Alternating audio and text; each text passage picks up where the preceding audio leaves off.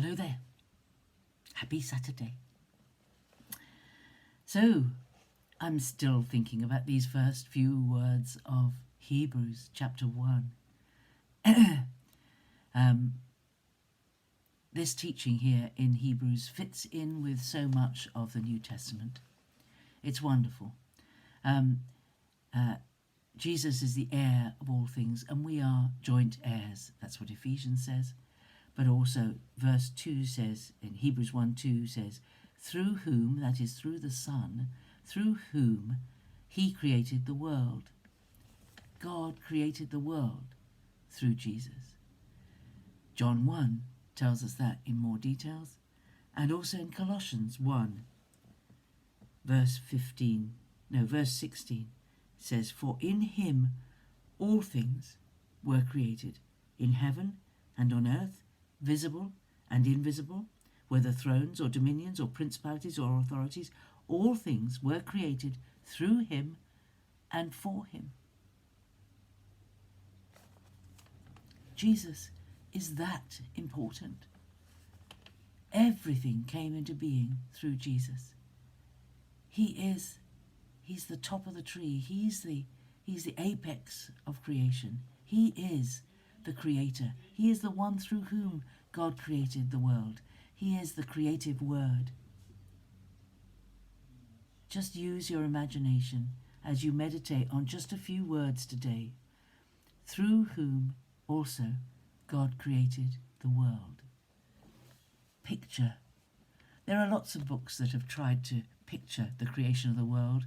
The one that springs immediately to mind is the passage in The Magician's Nephew, which is one of the books of the Narnia series by C.S. Lewis, when he pictures Aslan, the lion, creating the world, breathing out, creating the world, and as he walks, flowers springing at his feet. It's a lovely passage. It's a novel. It tries to capture the wonder of creation. We weren't there to see it, but yesterday I was planting winter pansies and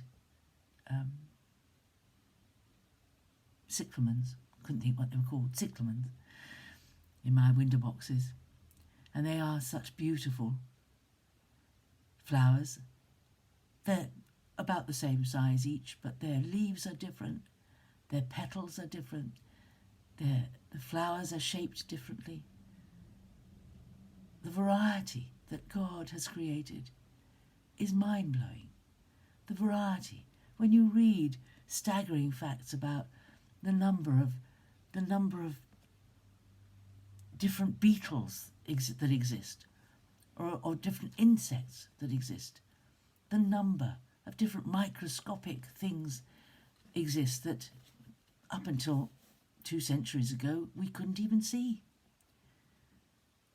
And you think of all the beauty that God created, that even inside stones, when you smash them open, are crystals, beautiful crystals. God has created a lot of things just because he likes making things, and he likes beauty, and he likes variety. And when you look in, you've seen those stones with a crystal in the inside of them, and you wouldn't know the crystal was there when you turn the stone over and you look at the outside of the stone. God didn't create it for us to see it. He created it because he loves creating things. And Jesus made so many different things, all the sea creatures.